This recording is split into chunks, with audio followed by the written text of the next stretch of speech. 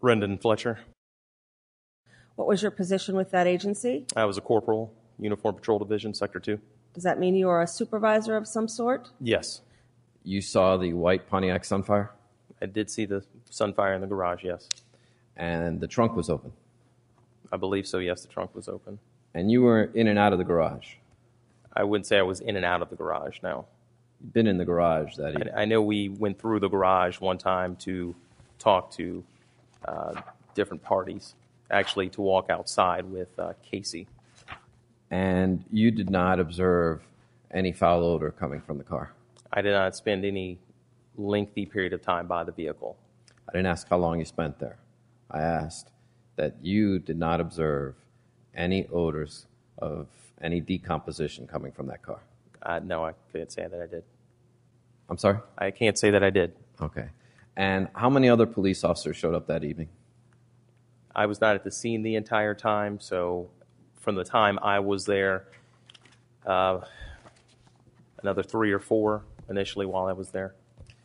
And did any of the 4 police officers who were there with the garage door open, the car and the Pontiac Sunfire in the garage with the trunk open, come to you and tell you, I smell something, some human decomposition over here? Objection, hearsay. Were you ever made aware at any time that evening that there was a car with human decomposition emanating from it? Objection, hearsay. Okay. So my question to you, is there anything within the 4 corners of your report having to deal with the smell of human decomposition from the Pontiac Sunfire? No. Did you notice any particular odor about that car when you were looking at it? No, sir. Yuri Melich, Y-U-R-I-M-E-L-I-C-H. Any officer that was there that evening, whether you saw them or not, later on come to you or advise you at any time that the car should be confiscated or crime scene should be called out because the car smelled? I don't recall. Discovered by looking at that video that it was the same brand of duct tape. It appeared to have the same markings as the duct tape we found on scene, yes.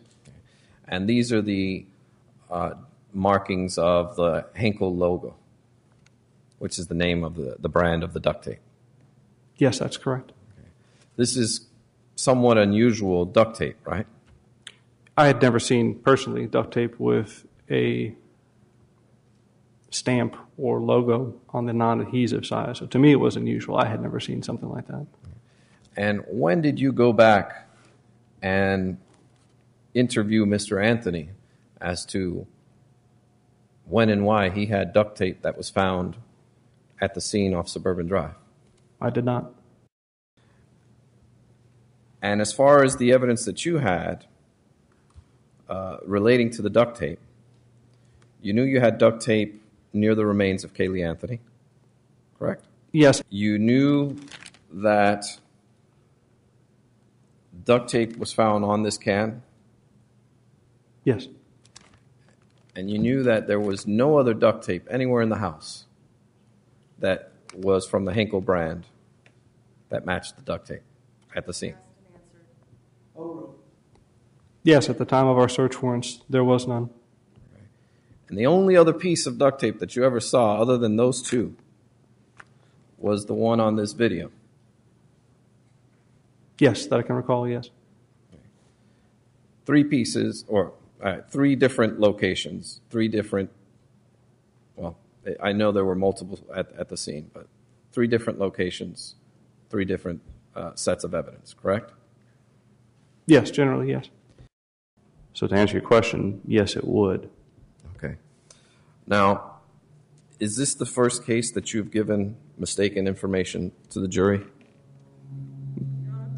Opportunity to clarify any previous omissions or... Overruled. Not to my knowledge, no. Okay, so as far as you know, the only time you misinformed this jury was Friday afternoon when we spoke of this topic. You're suggesting that I intentionally misinformed the jury, and I did not. So in respect to Friday's testimony, yes, I did misspeak. Sir, I'm not suggesting anything. I'm just asking you simply if there's any other information that you gave this jury that was false.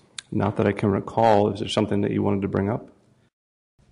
Do you recall doing a search warrant to get a computer belonging to a woman by the name of Joy Ray? Yes, I do. Overruled at this point. You did? Sorry. Yes, I did. And this is a woman who claimed to have taken photographs of the area off Suburban Drive? Yes, She also claimed to be a spy for George Bush. that's correct. She also had been Baker acted by your department, correct? Shortly after interviewing her, you Baker acted her?